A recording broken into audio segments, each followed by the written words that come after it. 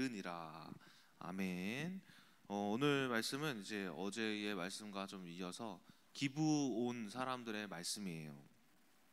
그래서 9장 전체가 이 기브온 사람들의 말씀인데, 어제 담임 목사님이 이제 기브온에 대해서 잠깐 이렇게 정리를 하셨는데, 저도 좀 이렇게 말씀을 위하여서 간략하게 한 번 더 정리 요약을 좀 해드리자면은, 먼저 이제 여호수아가 가나안을 정복하면서 여리고 아이성을 정복하면서 이제 그 기브온, 그러니까 히위 족속이거든요. 이제 히위 족속 안에 속한 기브온이라는 사람들을 만난 거죠. 근데 만났을 때는 이제 몰랐죠.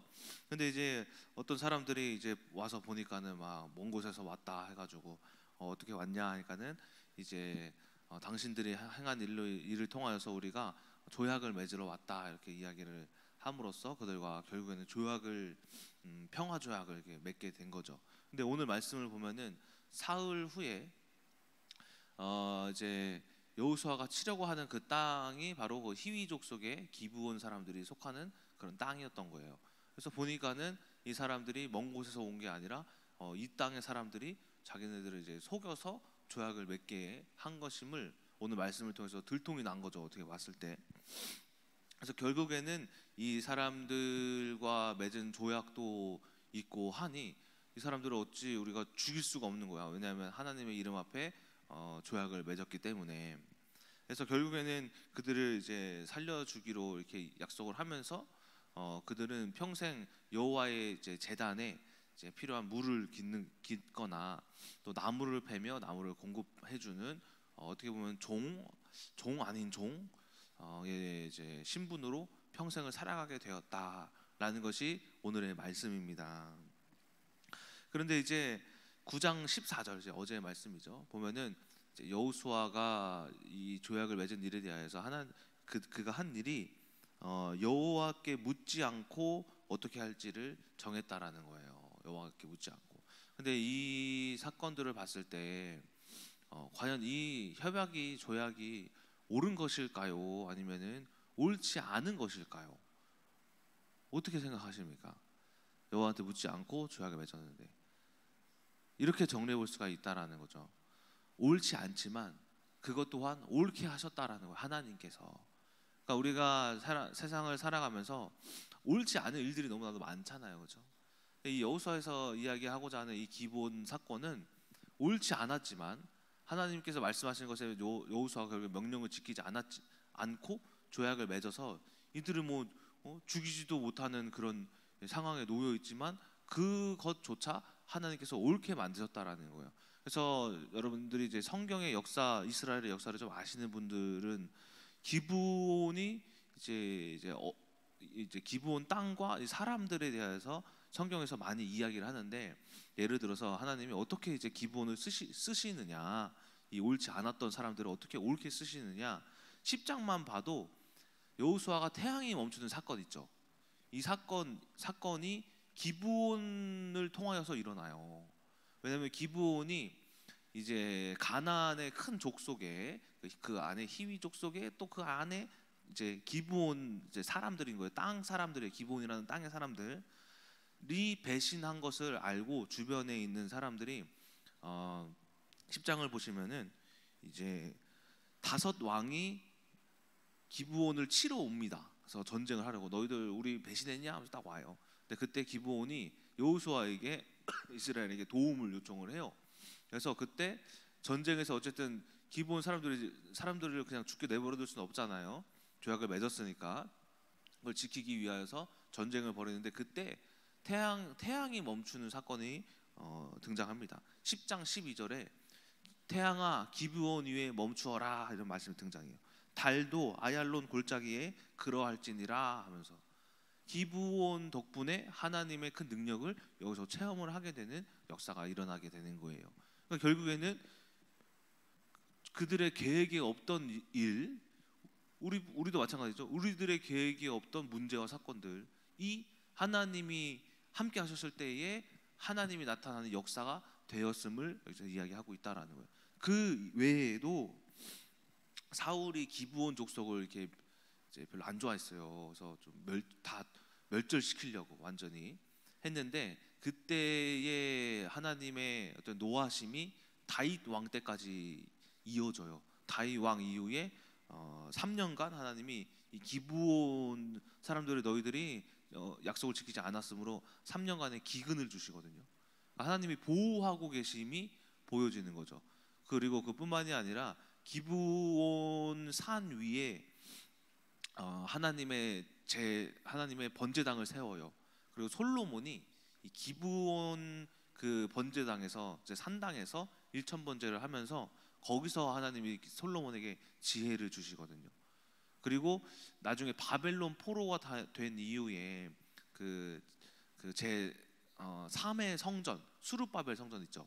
이 성전을 재건하는 것도 기브온 사람들이 많이 도와줘요. 기브온 사람들이 와가지고. 자, 이처럼 하나님께서 이 기브온을 오늘 여호수아 9장에서 만나게 하셔서 어떻게 뭐 속아가지고 여호수아가 뭐 잘못해가지고 하나님께 구하지도 않아가지고 실수로, 그렇죠? 어떻게 보면 실수죠. 그들과 조약을 맺었는데 이 또한 하나님이 어떻게 하셨습니까? 쓰셨다라는 거예요. 쓰셨다.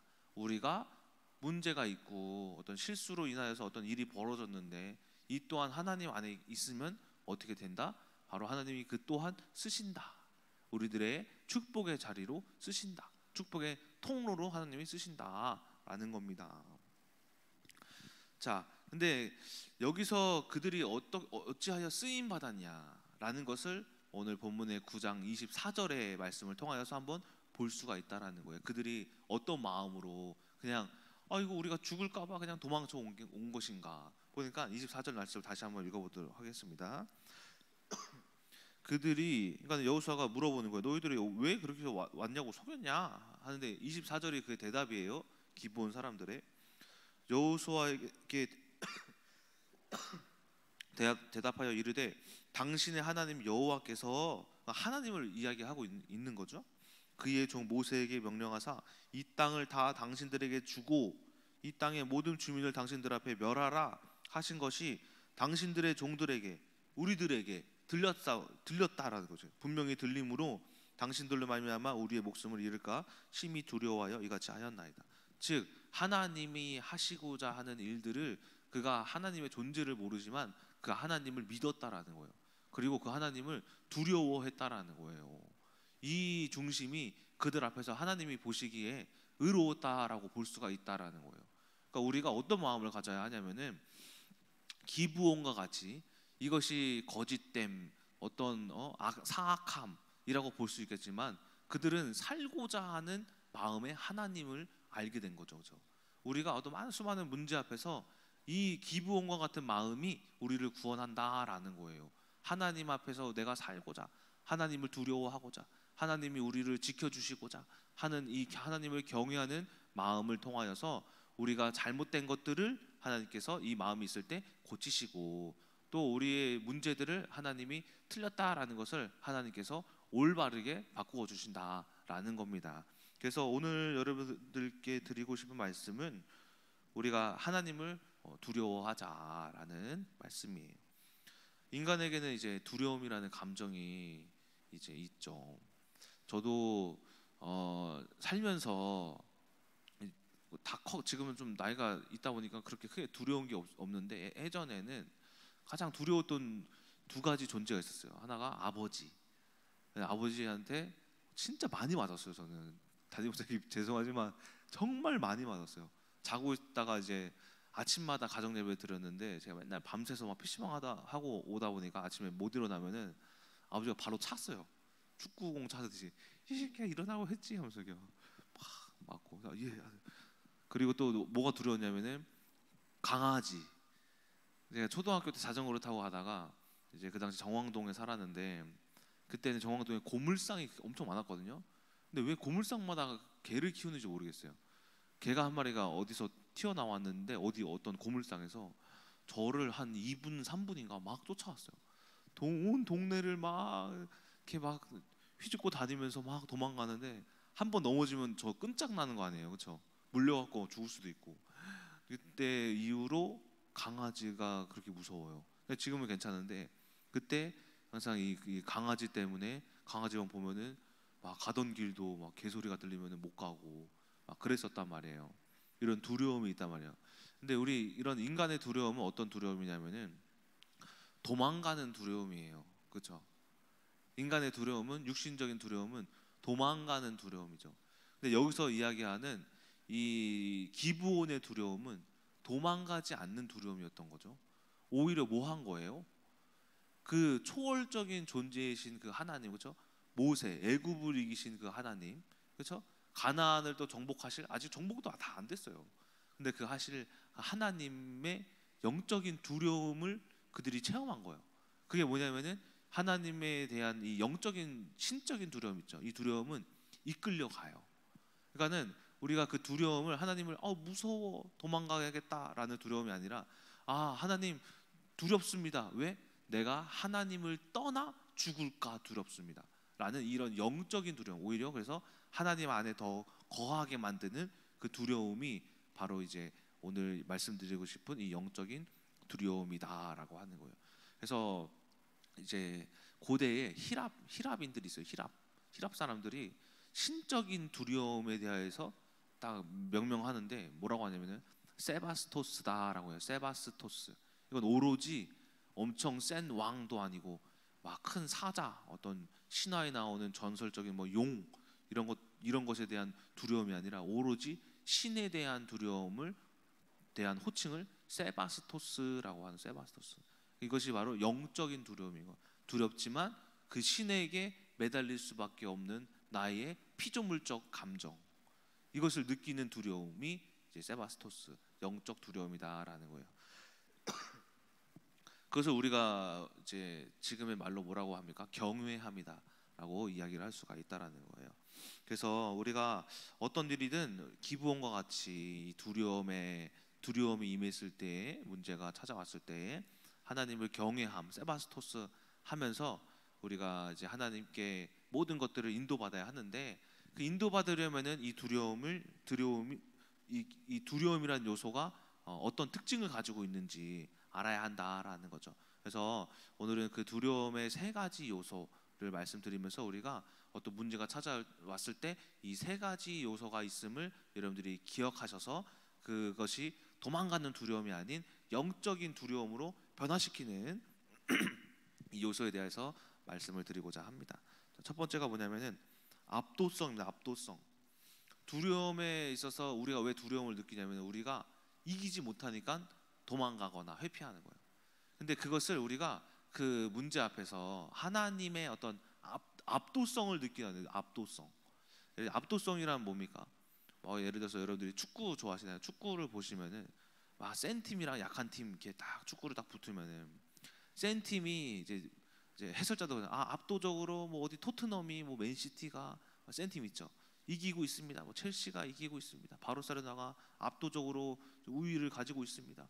뭔가 억누른다는 거예요. 누른다. 그렇죠? 우리가 문제 앞에 그걸 발견하는 거야. 하나님이 나를 누르고 있음. 이게 뭐냐면은 푸시하고 있음. 어떤 푸시냐면은 나를 알아라, 나를. 내가 지금 이 문제 가운데, 네가 힘든 가운데, 아픔 가운데 하나님을 알아라라고 누르고 있음을 우리가 아는 거예요. 그래서 어떤 노력을 하고 어떤 무슨 짓을 해도 우리가 해결되지 않잖아요, 그렇죠? 근데 그게 무슨 말이냐면 그거를 우리가 음성으로 들을 줄 아는 게 압도성인 거예요.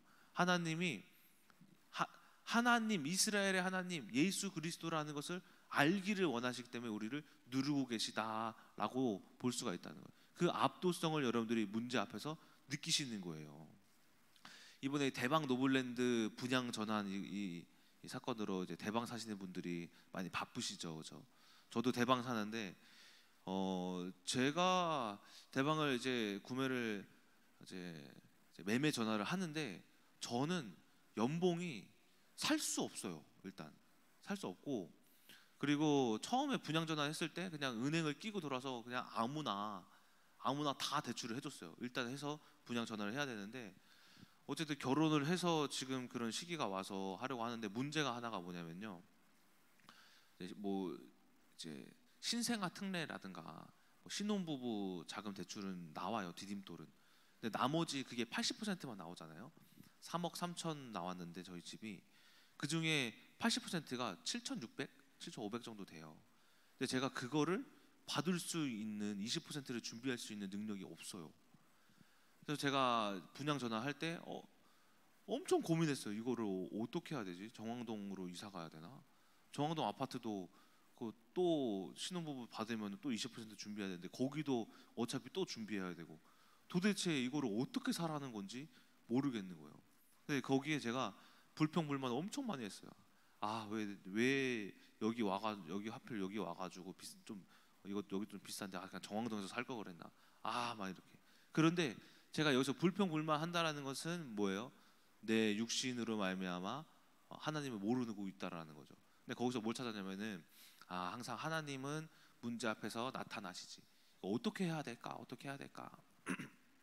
하나님 앞에 막 구했어요. 하나님, 그래, 내가 하나님 앞에 이제 간구해야지. 그러니까 제가 이번 주 중국 선교 예배도 이제 누미노제라고 해가지고 하나님 경외함과 그리고 매혹과 이제 활력이라는 요소가 세 가지가 있거든요. 이제 두려움이라는 것을 막 이렇게 연구하는데 말씀 묵상하는데 이 말씀이 딱 오는 거예요. 하나님을 두려워하는 것은 내가 정왕동으로 도망가는 게 아니라 뭐예요? 그 문제 앞에 문제를 대면하는 것이지. 여기서 하나님이 계획하시고자 하는 것이 뭘까? 찾는 것이지. 그래, 한번 해보자 해가지고 분양 매매 계약서에 이제 매매하겠다라고 믿음으로 고백을 딱 해서 썼어요. 근데 엊그저께 계약서를 썼는데 제가 두려워하고 이제 불신앙했던 것보다 훨씬 쉽게 살 수 있게 된 거예요. 왜냐하면 이미 들어있던 그 보증금이 알고 보니까 그 80%로 전환되더라고요. 그래서 제가 신혼부부만 받으면은 이미 예전에 받았던 그 보증금에 대한 부분이 80%로 자동으로 전환이 되어버리니까 그냥 신혼부부 대출만 나오면 돼요. 아직 나오진 않았지만 그것도 또 하나님께 응답을 받아야겠지만 이거에 한시름 뭔가 앞길이 좀 놓였어요. 근데 이거에 하나님께 감사했어요. 하나님 감사합니다. 갑자기 막 어떻게 해야 될까 막 고민하고 있던 사람이 집에 와가지고 막 살아났어요. 야 조이야 뭐 오늘 뭐 사줄까?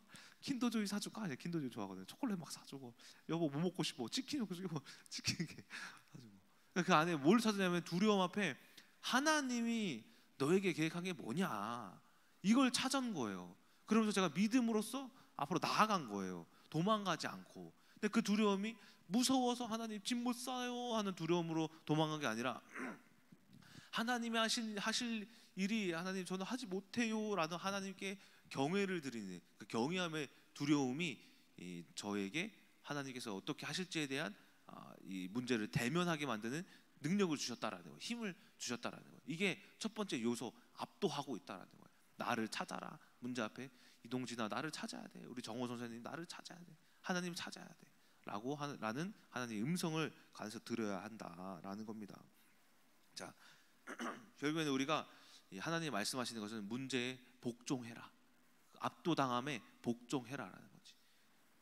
두 번째는 이 두 번째 요소는 압도당하여 느껴지는 인간의 감정이 뭐냐면 이게 무화의 감정이 무화가 뭐냐면은 없을 무 이제 될 화 없는 것으로 됨.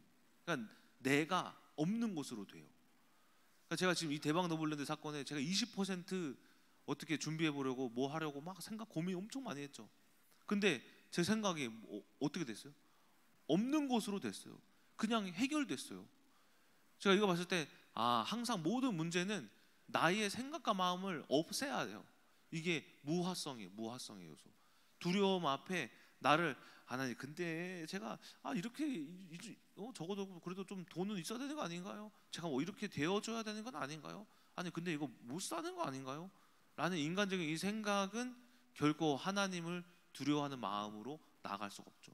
그러니까 이 경외함은 우리로 하여금 여러분들을 무화시킨다는 거예요. 여러분들의 생각, 여러분들의 과거 경험, 여러분들의 지식, 여러분들의 모든 삶에서 살아왔던 이제 내가 가진 모든 것들이 무화되어야 한다라는 거예요. 이것이 무화성이에요. 무화성.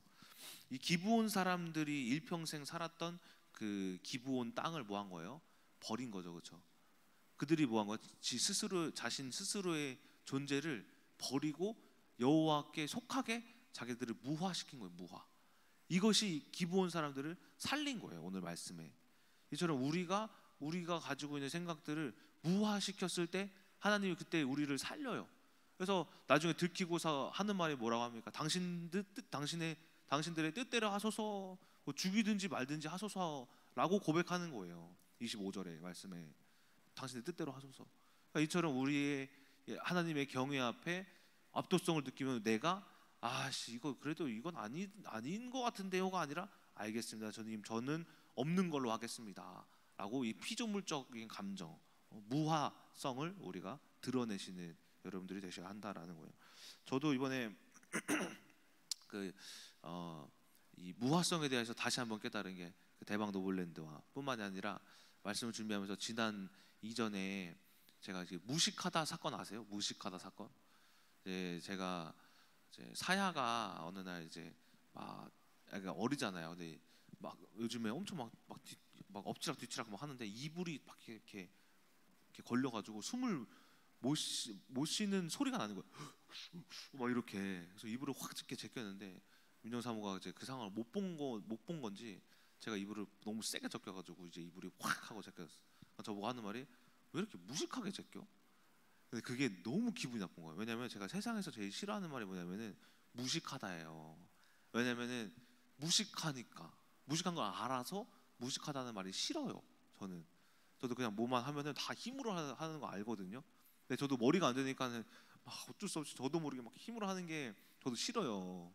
근데 그걸 또 말로 그렇게 하니까 너무 화가 나는 거죠. 그런데 이제 그거를 뭐 했냐면은 하나님 이 무식하다라는 말로 저를 넘어뜨려 합니다. 제가 분노 조절장애 있다 그러죠 옛날에. 분노 조절장애가 뭡니까? 막 화를 자주 내는 게 아니라 한 번 화낼 때 이제 일반 사람들은 분노가 1부터 차근차근 올라가는데 분노 조절 장애는 1, 2, 3, 4, 5, 6, 7, 8이 없고 그냥 바로 10으로 올라가요. 그냥 팍 이렇게 화나는 거야. 제가 막 그래요. 근데 그때 느껴지는 게 한 9 정도 되는 거예요. 9 아니면 10인데 지금 9다. 이렇게. 근데 그거를 뭐 한 거냐면 제가 하나님 이거 화를 내면 또 흑암한테 속죠. 하나님 이것 또한 주님 말씀하시는 게 뭡니까? 제발 저 화 안 내게 해주세요. 하고 막 눈 뜨니까 다행히 뭐 부서지지는 않았고 다행히 잘 살고 있으니까 내가 그래도 화 안 냈다 하면서 이겼는데 그때 제가 뭘 체험했냐면 내가 내 스스로의 감정을 하나님 앞에 드림으로써 내 감정이 없어지는 그런 경험을 한 거예요. 그리고 나서 그 다음 날 하나님이 저를 시험하시는지 또 무식하다라는 말을 이상하게 이렇게 또 하는 거예요. 생각 안 하다가 민정사모가 그때 언제였냐면은 족발을 먹는데 또 뼈가 맛있잖아요. 뼈를 이렇게 뜯고 있는데 또 그걸 무식하게 먹냐? 근데 그 말을 딱 들었을 때 제가 아무렇지도 않은 거예요. 무식하다라는 말 들었는데 내가 왜 아무렇지도 않지? 여보 이거 맛있어. 여보도 먹어볼래? 뭔가 나라는 이 존재가 육으로 드러나는 이 존재가 사라져 버린 거예요. 이게 뭐냐면은 이제 무화. 여러분들의 생각이 사라져 버리는, 하나님을 경외하고 하나님의 뜻임을 알 때 여러분들의 생각이 사라져 버리는, 여러분들의 생각으로 죄를 짓지 아니하는 그 상태로 가게 되는 거예요. 그래서 이 세바스토스 말씀드렸죠. 이 세바스토스는 이 히라민들이 뭐라고 하냐면은 나를 함몰시킨다 하여. 신적인 경험을 하면, 신을 만나면 내가 함몰된다. 저도 모르게 함몰되어 버린 거예요. 나의 무식하다라는 걸로 드러나는 어떤 육신의 감정들, 대박 노블랜드의 불안함들이 함몰되어져 버린 거죠. 이게 두 번째 요소인 거예요. 경외함으로써의 찾아오는 요소. 자, 그래서 세 번째는 뭐냐면은 활력이에요. 이 활력은 사실은 중간에 매혹이라는 감정이 있는데 이건 좀 길어가지고 좀 이제 패스하고, 결국에는 경외함으로써 찾아오는 감정이 뭐냐면은 세 번째 요소가 활력이에요. 활력이란 뭡니까? 내가 막 살아있음, 그렇죠?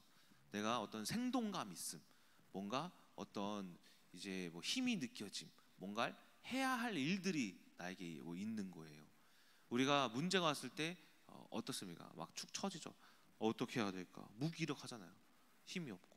근데 하나님을 경외하는 자들은 내가 하나님께 압도당하여서 내 스스로 내가 없습니다를 느끼고 거기서 뭘 찾냐면은 하나님의 말씀을 찾죠. 말씀을 통하여 뭘 얻냐? 힘을 얻어요. 힘. 아브라함이 창세기 12장에 자녀가 없을 때 이 세 가지 요소가 동시에 등장하는 거예요. 하나님의 음성, 그렇죠?